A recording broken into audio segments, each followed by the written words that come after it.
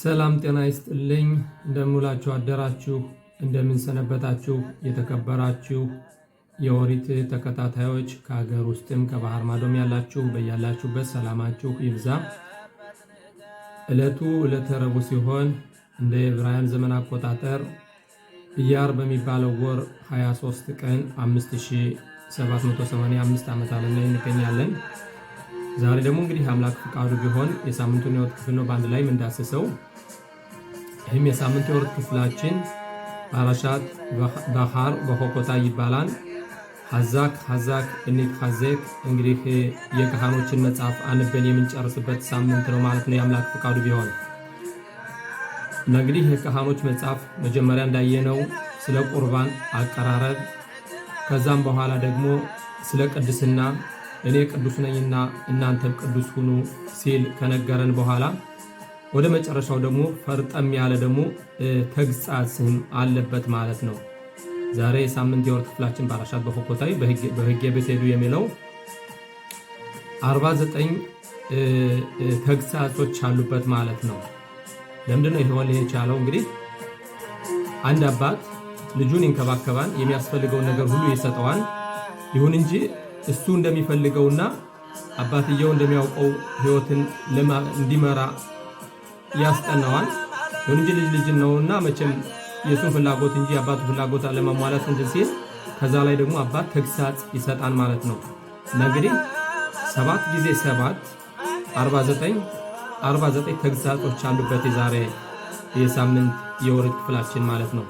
ሁሉንም እንግዲህ በአንድ ላይ ገባ ብለን እናየዋለን ማለት ነው። ወደዛው ስንሄድ ማለት ነው። እና እንግዲህ ሁለቱ የሳምንት የወርት ክፍሎች ናቸው የሚነበቡት። የመጀመሪያው ባህር የሚባለው አጠቃላይ የሚያሳየን እንግዲህ ወደዛው ገብተን ስናየው የሚያሳየን ምንድነው? ወደ መጽሐፉ እንግባና እስኪ ሙዚቃ ደግሞ ነበርና ይሄንን ነው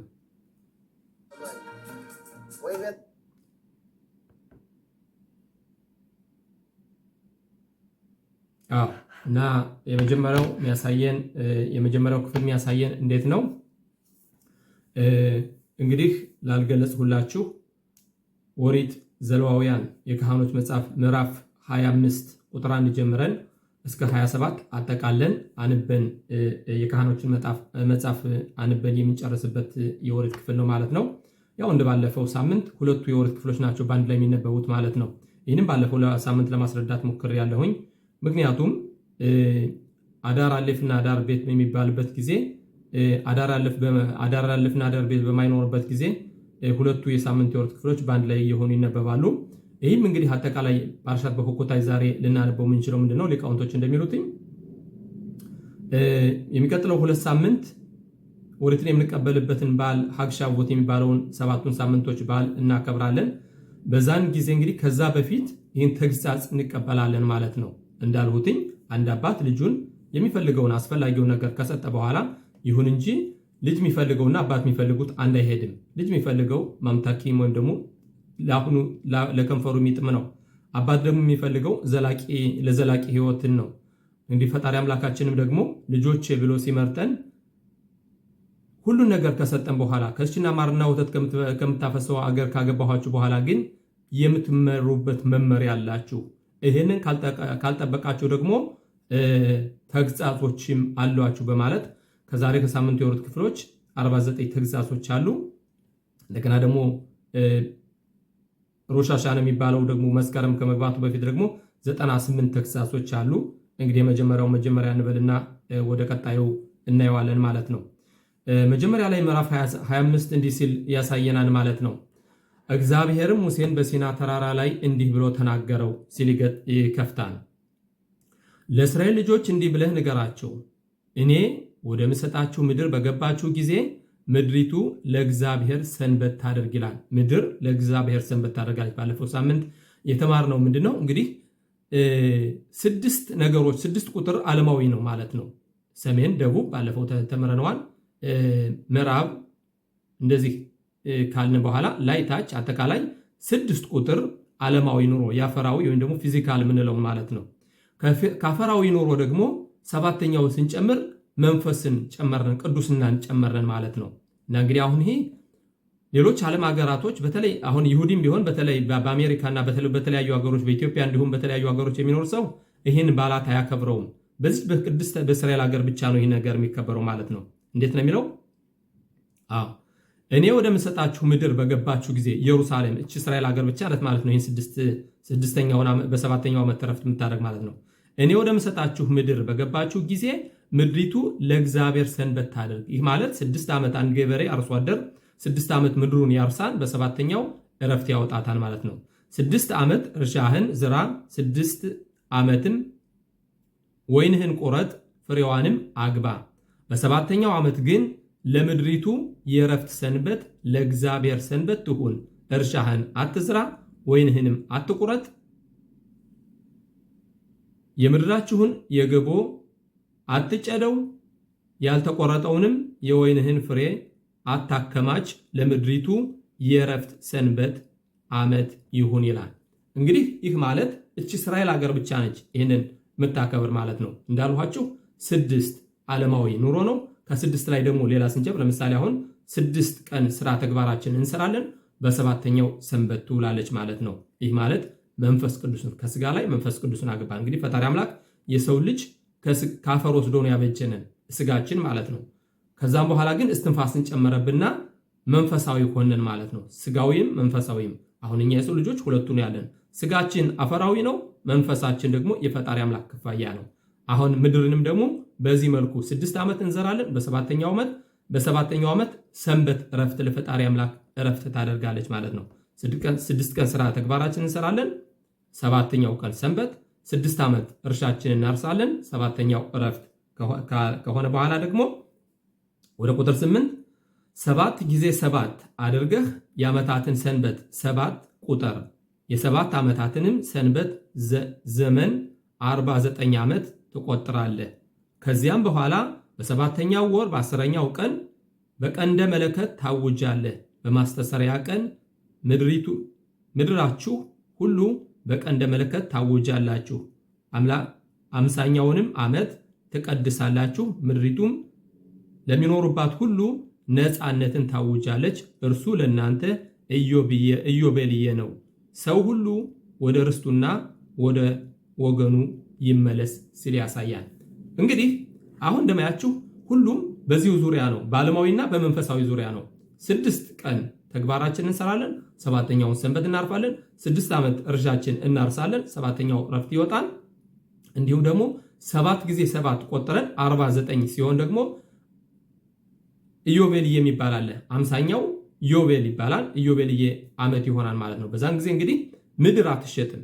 ምድር የተሸጠች ምድር ካለ ለምሳሌ አሁን ባሪያ የእስራኤል ልጅ እንደ ባርነት ተተሸጠ ማለት ነው። 6 ዓመት ያገለግላል፣ በ7ኛው ነፃ ይወጣል። ምድር ደግሞ ለምሳሌ በዓመት ውስጥ ምድርን በሸጥነን በዓመት ውስጥ መመለስ ከቻልን ገንዘቡን አግኝተን እንግዲህ አንድ ሰው ምድሩን የሚሸጥበት ምክንያት አለው፣ ሲቸግረው ነው። ያነ ሰው ሲቸግረው ምድሩን ይሸጣል። ይሁን እንጂ መመለስ ካልቻለ ገንዘቡን ሰጥቶ መመለስ ካልቻለ በ50ኛው ዓመት ምድር ለባለቤቷ ትመለሳለች ማለት ነው። እንግዲህ ምድር ለጽሚቱት ወይም ደግሞ ለዘላለም ምድር አትሸጥም በማለት እንግዲህ በ50ኛው ዓመት ኢዮቤልየ ይሆናል። እንግዲህ 7ኛው ወር ማለት ሮሽ ሃሻና ማለት ነው። ሮሽ ሃሻና በሮሽ ሃሻና ወይም ደግሞ በዓመቱ መጀመሪያ ላይ በቀንደ መለከት በመንፋት ኢዮቤልየ ዓመት ሆኗል። ምድር የተሸጠች ምድር ሁሉ ለባለቤቱ ለቀደመው ባለቤቱ ይመለሳል ማለት ነው። እና እንግዲህ ፈጣሪ አምላክ የሚያስተምረን ከዚህ ላይ ምንድነው? ስጋ አለን፣ ከስጋችን ላይ መንፈሳዊ መጨመር። ምድር አፈር ናት፣ ከአፈር ላይ ደግሞ መንፈስ ስንጨምር መንፈስና እንግዲህ ሰንበት ሻባት ኦነግ ይባላል። የሰንበት ቀን ሐሴት እናደርጋለን። በሰንበት ቀን ሐሴት የምናደርገው ምንድነው? 6 ቀን ሙሉ ስንሮጥ እንውላለን የዕለት ከዕለት ተግባራችን ለማሟላት። በ7ኛው ቀን ግን መንፈስን ስንጨምር ሐሴትን አድርገን እንውላለን ማለት ነው። ምድርም ደግሞ እንደዚህ ለፈጣሪ አምላክ ሐሴት ማድረግ አለባት። ስለዚህ ምድር ለዘላለም አትሸጥም። በ50ኛው ዓመት በኢዮቤልየ ወደ ባለቤቱ ምድሩ ይመለሳል ማለት ነው። ወደ ቁጥር 17 እንዲህ ሲል ያሳያል። እኔም እግዚአብሔር አምላካችሁ ነኝና ሰው ባልንጀራውን አያታልል፣ ነገር ግን አምላክን ፍራ ይላል። ሥርዓቴንም አድርጉ፣ ፍርዶቼንም ጠብቁ አድርጉትም፣ በምድሪቱም ውስጥ በጸጥታ ትኖራላችሁ። ምድሪቱም ፍሬዋን ትሰጣለች፣ እስክትጠግቡም ድረስ ትበላላችሁ፣ በእርሷም ውስጥ በጸጥታ ትኖራላችሁ። እናንተም ካልዘራን እህላችንንም ካላከማችን በሰባተኛው ዓመት ምን እንበላለን ብትሉ እኔ በስድስተኛው ዓመት በረከቴን በላያችሁ አዘንባለሁ፣ ምድሪቱም የ3 ዓመት ፍሬ ታፈራለች ይላል። እንግዲህ አሁን ይህ በእውነት ትልቅ ፈተና ነው፣ ለአርሶ አደሮች ትልቅ ፈተና ነው። አንድ ዓመት መሬቴን ባዶ ካደረኳት የሚቀጥለው ዓመት ምን እበላለሁ ብላችሁ ብትሉ እኔ በረከቴን እንግዲህ ምን ይላሉ? አንድ ንጉሥ ሳትዋጋ ንገስ ቢሉት ለምን ተዋግቼ እንጂ ይላል። ፈጣሪ አምላክ ሊያሳየን የፈለገው ምንድነው? እኛ በዚህ ምድር ዓለም ስንመጣ የሆነ ዓላማ አለን፣ የሆነ ዓላማ አለን እንጂ ዝም ብለን ሁልጊዜ አፈራዊ ብቻ መኖር አይደለም። እና ፈጣሪ አምላክ የሚለን ምንድነው? 6 ዓመት ጊዜ ሰጥቻቸዋለሁ፣ በዛን ጊዜ ረሱ፣ በስድስተኛው ዓመት በረከት እሰጣለሁ፣ ለ3 ዓመት የሚሆን ሰብል ተሰበስባላችሁ። ስለዚህ ምድሬን ካልዘራሁ ምን እበላለሁ ብትሉ እኔ በረከቴን እሰጣችኋለሁ ሲል ፈጣሪ አምላክ ይላል። ምንድነው? ምድሪቱም የ3 ዓመት ፍሬ ታፈራለች ሲል ያሳየናል። በ8ኛውም ዓመት ትዘራላችሁ፣ ከአሮጌውም እህል ትበላላችሁ፣ ፍሬዋ እስኪገባ እስከ 9ኛው ዓመት ድረስ ከአሮጌው እህል ትበላላችሁ። ምድርም ለእኔ ናትና እናንተም ከኔ ጋር እንግዶችና ምጻተኞች ናችሁና ምድርን ለዘላለም አትሽጡ ይላል። እንግዲህ እናንተም ከኔ ጋር እንግዶች፣ እንግዳ ማለት እንግዲህ ፈጣሪ አምላክ ምድር ሁሉ የወሰነች፣ እናንተም ከኔ ጋር እንግዳ ናችሁና ምድርን ለዘላለም አትሽጡ ይላል። ለምንድን ነው የሚለው? አሁን እኛ በዚህ ምድር ዓለም የተሰጠን የአዳምን የመጀመሪያውን ሰው አዳም ስተት አርመን ለመመለስ እንጂ ዘላለም እንኖርባት አይደለም። የት ነው የሚለው ንጉሥ ሰለሞን 70 ዓመት ብዛ ቢል በጀግንነት 80 ዓመት ይላል። እንግዲህ የሰው ልጅ መኖሪያው ይሄ ነው። ስለዚህ እንግዶች ነን። በእንግድነት እንጂ የምንኖርበት ለዘላለም እንደማንኖርባት ነፍሳችን ተመልሳ ወደ ፈጣሪዋ እንደምትመለስ እና በዚህ ምድር ዓለም በእንግድነት ስለምንኖር ምድርን ለዘላለም አትሽጡ ሲል ያሳየናል። እንዴት ነው የሚለው? ከዚህ ላይ እንግዲህ ምድርም ለእኔ ናትና እናንተም ከኔ ጋር እንግዶችና ምጻተኞች ናችሁና ምድርን ለዘላለም አትሽጡ ሲል ፓራሻት ባህር የሚለው የመጀመሪያው የወሬት ክፍል ያሳየናል። ወደ ፓራሻት በሆኮታይ ደግሞ ስንሄድ እንግዲህ እንዳልኋችሁ 49 ተግሳጾች አሉበትኝ። ምንድን ነው የሚለው ፈጣሪ አምላክ ምንድን ነው? በመንገዴ ብትሄዱ፣ በትእዛዜ ብትሄዱ የወቅቱን ሰብል ዝናቡን እሰጣችኋለሁ። በመንገዴ ካልሄዳችሁ ግን እንግዲህ ይሄ ሁሉ ነገር ድንገት ነው፣ በኃይሌ በጉልበቴ በመሳሪያ እችላለሁ ብትሉ ከዛ ላይ 7 እጥፍ እጨምርባችኋል ይላል። 7 ጊዜ 7 እንግዲህ 49 ተግሳጾች ማለት ነው። 7 ጊዜ 7 እጥፍ ነው እንግዲህ የሚሆነው።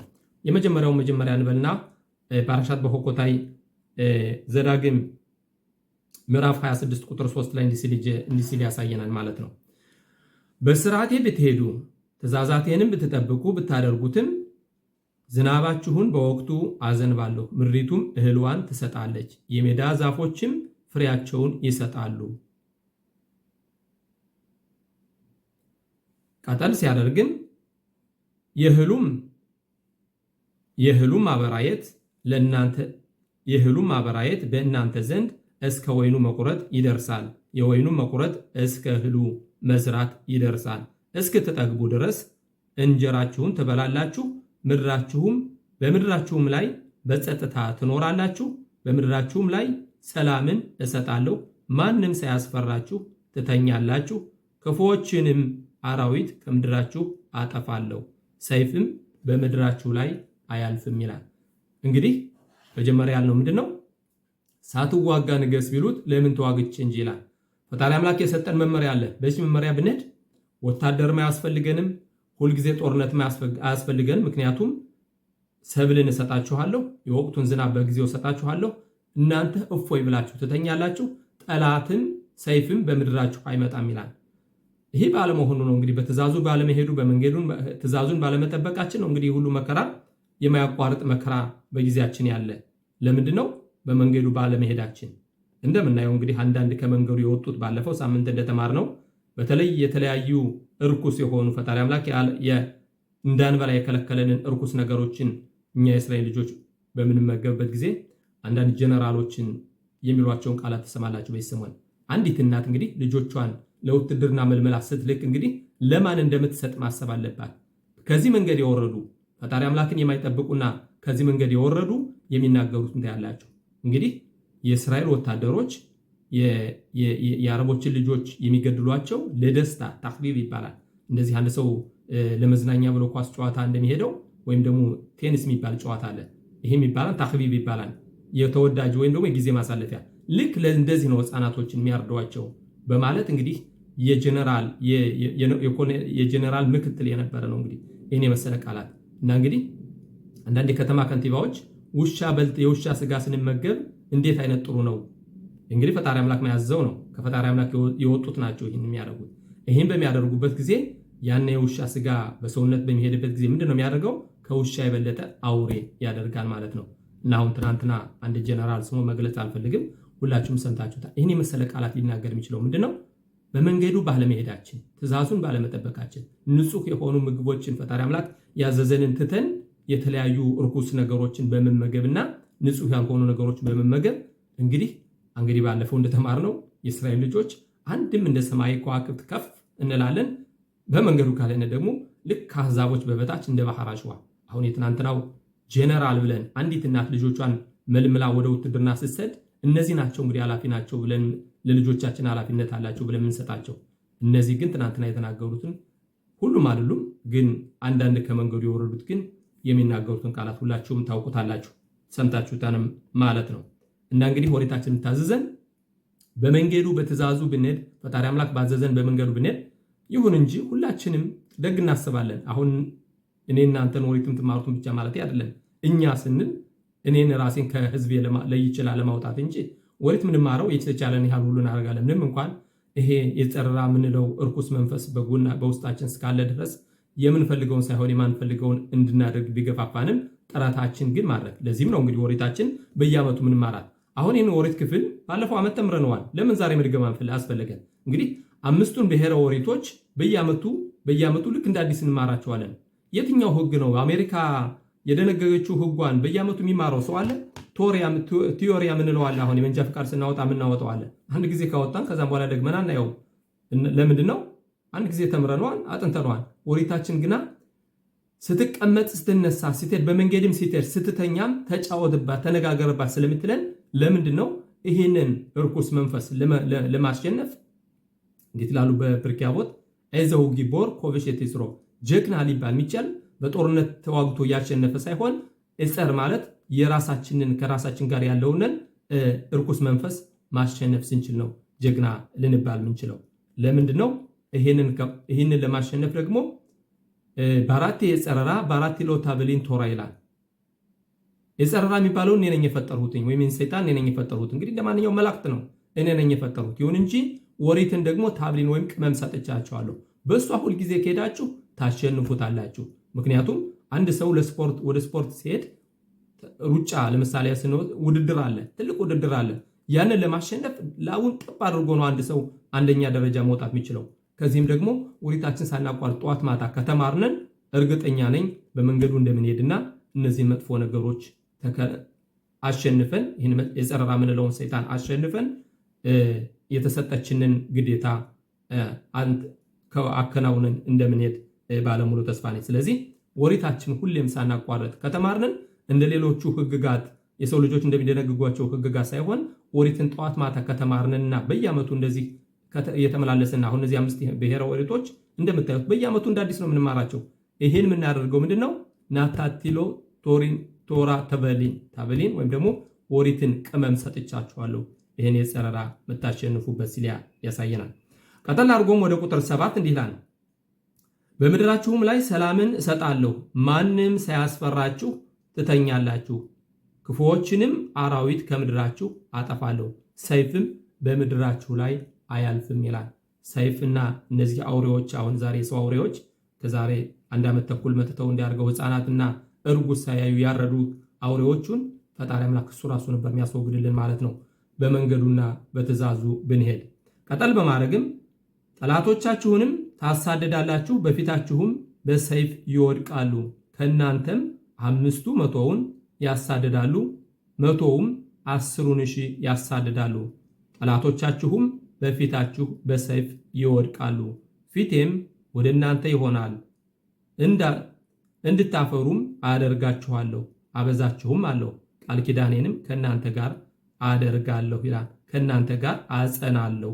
ብዙ ጊዜ የተቀመጠውን አሮጌውን እህል ትበላላችሁ፣ ከአዲሱም በፊት አሮጌውን ታወጣላችሁ። ይህ ማለት የተትረፈረፈ መኸር ይኖረናል። ጠላቶቻችን ፈጣሪ አምላክ እሱ ራሱ ይዋጋልናል። ኪዳኑንም ከኛ ጋር ያጸናል። ጠላት በእኛ ላይ ሊነሳ አይችልም። ሰብልም ቢሆን እንደዚህ የኑሮ ውድነትና እንደዚህ አይነት መከራ፣ ጦርነት ሁልጊዜ አይኖርም ነበር። ይሁን እንጂ እንዳልኋችሁ እኛ የሰው ልጆች የፈጣሪን ትእዛዝ ማድረግ ብንፈልግም ደግሞ ይሄ እርኩስ መንፈስ እስካለ ድረስ ሁልጊዜ ኦሪትን ካልጠበቅንና በትእዛዙ ጠዋት ማታ ካልጠበቅንን ወደ ማንፈልገው እንደሚገፋፋንና ኋላም ደግሞ ለቅጣት እንደሚያደርገን ያሳያል። እንግዲህ የዋና የዚህ እርኩስ መንፈስ የሰይጣን ዓላማው ምንድን ነው? እንዳልኳችሁ እንደ ማንኛውም መላእክት ነው። መልአከ ገብርኤል አለ፣ መልአከ ሚካኤል፣ እሱም ደግሞ ስራው ነው። ይሁን እንጂ እሱ ግን እኛን የሰው ልጆችን መጀመሪያ ማሳሳት፣ ወደ መጥፎ መገፋፋት፣ ከገፋን በኋላ ደግሞ ሂዶ መወዳወድ፣ ከተወዳወደ ወደ በኋላ ደግሞ ነፍስን ለመውሰድ ይላካል። 3 ስራዎች ነው ያሉት። መጀመሪያ እኛን ማሳሳት፣ ካሳሳተ በኋላ ሂዶ መወዳወድ፣ ከተወዳወደ በኋላ ደግሞ ትእዛዝ ሲሰጠው ነፍስን ለመውሰድ ማለት ነው። ይሄ እንዳይሆን ግን በትእዛዙ መሄድ እንዳለብን ይህም በኮኮታ ይትልሁ ቀጠል በማድረግም የሚያሳየው ምንድነው? ማደሪያዬንም በእናንተ መካከል አደርጋለሁ። ማደሪያዬን በእናንተ መካከል አደርጋለሁ ማለት መንፈስ ቅዱሴን አሳድርላችኋለሁ። ማደሪያዬንም በእናንተ መካከል አደርጋለሁ፣ ነፍሴም አትጸየፋችሁም ይላል። በመካከላችሁም እሄዳለሁ፣ እኔም አምላክ እሆናችኋለሁ፣ እናንተም ሕዝብ ትሆኑኛላችሁ። ባሪያዎች እንዳትሆኗቸው ከግብፅ ምድር ያወጣኋችሁ እኔ እግዚአብሔር አምላካችሁ ነኝ። የባርነታችሁን ቀንበር ሰብሬአለሁ፣ ቀና ብላችሁም እንድትሄዱ አድርጌያችኋለሁ። የባርነትን ቀንበር ሰብሮ ፈጣሪ አምላክ ከግብፅ ምድር ያወጣን ለሱ ባሪያ እንድንሆን ነው። ዛሬ ነፃነት እያለን የምንለው ነፃነት ሊኖረን የሚችለው እችን ኦሪት ስንጠብቅ ይህን እርኩስ መንፈስ ስናሸንፍ እንጂ ነፃነት ማለት አይኔ የፈለገውን ሁሉ አደርጋለሁ፣ ራቆቴን እሄዳለሁ፣ ልክ እንደ ምዕራቡ ዓለም እራመዳለሁ አይደለም ነፃነት። የውታም ሆፍሺ ባርጼኑ በሀገራችን በስቲ ሀገር ነፃ እንቀመጣለን አይደለም። ነፃ ለመቀመጥ ደግሞ እኛ ነፃ ሆፍሺ ለመሆን በፈጣሪ አምላክ መንገድ መሄድ፣ የፈጣሪ አምላክ ባሪያ መሆን፣ ማገልጋይ መሆን እንጂ አይናችን የፈለገውንና ልብ የፈለገውን ማድረግና ማንም በእኔ ላይ አያዝዝም ማለት አይደለም። ይህን ካልነ ደግሞ የልባችን ፍላጎት ከዚህ ቀጣዩ ደግሞ ይመጣል ማለት ነው።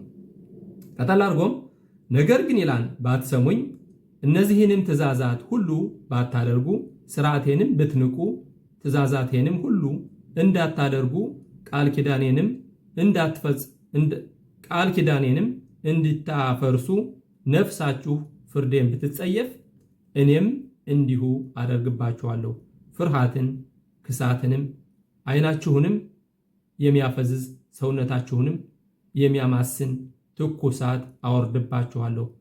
ዘራችሁንም በከንቱ ትዘራላችሁ፣ ጠላቶቻችሁም ይበሉታልና ይላል። ዘራችሁን ስንል የግዴታ ምድር ላይ የምንዘራውን ዘር ብቻ አይደለም። ዛሬ ስንት እናቶች ናቸው ቀኑ ጨልሞባቸው ያሉ ልጆቻቸውን በጦርነት እየሰጡ ልክ የድሮ የባዕድ አምልኮት አምላኪዎቹ ልጆቻቸውን ለሞሎክ ሲሰጡ እንደነበረው ልጆቻችን ለዳር ድንበራችን እያልን እንልካለን። ይሁን እንጂ ዳር ድንበራችን የሚጠብቃቸው ፈጣሪ አምላክ ነበረ በመንገዱ ብንሄድ። ዛሬ ስንት ልጆች ስንት እናቶች ናቸው እያዘኑ እያለቀሱ ያሉ የተወለዱት በ18 ዓመታቸው ሕይወታቸው እየተቀጠፈ በጦርነት ያሉት ለምንድን ነው? ዘራችሁንም ትዘራላችሁ፣ ልጆችን ትወልዳላችሁ። ግን እንዴት ነው የሚለው ከዚህ ላይ?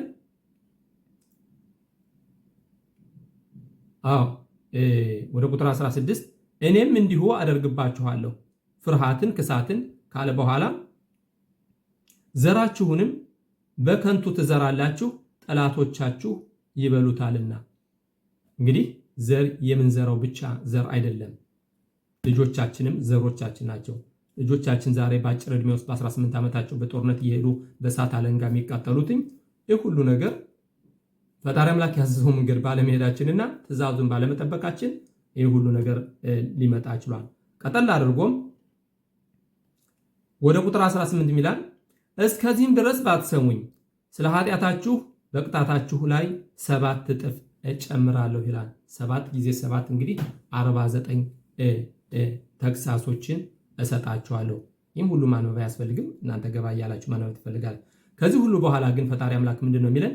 ይህም ሁሉ ነገር 49ኞችን ተግሳጽ ወይም ደግሞ እርግማን ካመጣ በኋላ ይህ ሁሉ የሚሆነው በመንገዱ ባንሄድ፣ መጀመሪያ በመንገዱ ብንሄድ ይህ ሁሉ ተግሳጽ አይመጣም። ይሁን እንጂ ደግሞ ይህን ሁሉ አድርጎ ይህ ሁሉ ተግሳጽ ተተቀበልን በኋላ ደግሞ ወደ ቁጥር 44 ደግሞ ምን ይላል? ነገር ግን ይላል፣ ነገር ግን እኔ እግዚአብሔር አምላካችሁ ነኝና ከእርሱ ወደ ቁጥር 43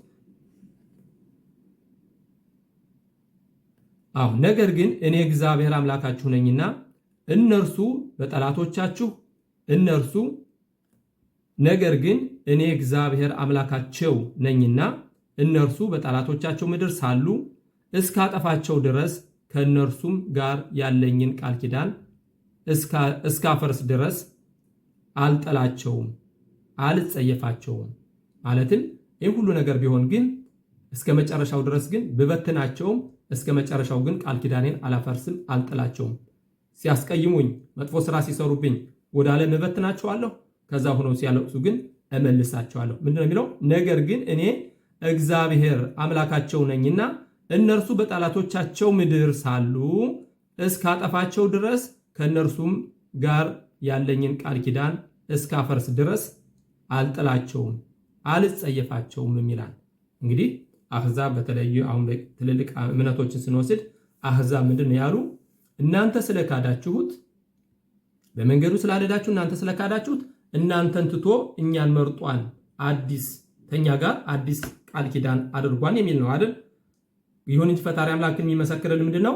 ምንም እንኳን መጥፎ ሰርታችሁ ካለም ብበትናችሁም ጨርሼ እስካጠፋችሁ ድረስ ግን አልተዋችሁም፣ ቃል ኪዳኔን ለዘላለም አላፈርስም፣ ከእናንተም ጋር እኖራለሁ ሲል ፈጣሪ አምላክ ያሳየናል ማለት ነው። እንግዲህ የሚያሳየን ምንም እንኳን እኛ በመንገዱ አንከተ ደንዳና ህዝቦች ሁነንና በመንገዱ አንሄድ ብንል መጥፎ ስራ መጥፎ ነገር ቢያመጣብንም እስከ መጨረሻው ሊያጠፋን ግን ቃል ኪዳኑን እንደማያፈርስ ግን ፈጣሪ አምላክ እሱ ራሱ ይመሰክርልናል ማለት ነው። እና እንግዲህ አሁን የተለያዩ እምነቶች የመጡትኝ እናንተ ስለካዳችሁት እናንተን ትቶ ከኛ ጋር አዲስ ቃል ኪዳን አድርጓል ነው የሚሉትኝ። ከዚህ ላይ ግን አሁን ወደ ቁጥር 44 የሚያሳየን ግን ይህም ሁሉ 49 ተግሳጾችን ብሰጣችሁም ግን ልጆቼ ናችሁና ከምድር ዓለም ከባርነት ወደ ባዳ ሀገር በበትናችሁም ከዛ እመልሳችኋለሁ እንዳለውም እንደምታዩት እንግዲህ ከ2500 ዘመን በኋላ ወደዚህ ቅድስት ሀገር ፈጣሪ አምላክ መልሶናል። ካልሰራነው ቤት ገብተናል። ያላጨርነውን እህል ያልዘራነውን እህል እንበላለን። ዛሬ ስጋ ልክ እንደ ቆሎ የሚበላበት ጊዜ ነው ያለ ነው ከዚች ሀገር። ይሁን እንጂ ፈጣሪ አምላክን ብናስብና ፈጣሪ አምላክን ቱዳ የሚለውን ነገር ብርካታ ማዞን ምናደርግ ስንቶቻችን ነን? ይህን እንግዲህ ለሁላችሁም ልተውና የዛሬ የካህኖችን መጽሐፍ ስናጠናቅቅ የካህኖችን በረከት ከስላይ ላንብላችሁና በዚህ ላጠናቅቅ። እንግዲህ ሐዛክ መኒት ሐዘክ የካህኖችን መጽሐፍ እንግዲህ ከዘፍጥረት ጀምሮ አብሮ የዘለቀ ካለ ሶስቱን ብሔረ ኦሪቶች አጠናቀቅነን ማለት ነው ዛሬ እና ወደዚህ ላይ እንደዚህ ኦሪት ዘዳግም ኦሪት ዘኍልቍ ምዕራፍ 6 ቁጥር 22 ላይ እንዲህ ሲል ያሳየናል። እግዚአብሔርም ሙሴን እንዲህ ብሎ ተናገረው፣ ለአሮንና ለልጆቹ ንገራቸው፣ የእስራኤልን ልጆች ስትባርኳቸው እንዲህ በሏቸው፣ እግዚአብሔር ይባርክህ ይጠብቅህም፣ እግዚአብሔር ፊቱን ያብራልህ ይራራልህም፣ እግዚአብሔር ፊቱን ወደ አንተ ያንሳ ሰላምንም ይስጥህ። እንዲሁ ስሜን በእስራኤል ልጆች ላይ ያደርጋሉ እኔም እባርካቸዋለሁ ይላል። ፈጣሪ አምላክ ደግሞ ፊቱን ያብራልነን ወደ መንገዱ ምንሄድ ያደርገነን።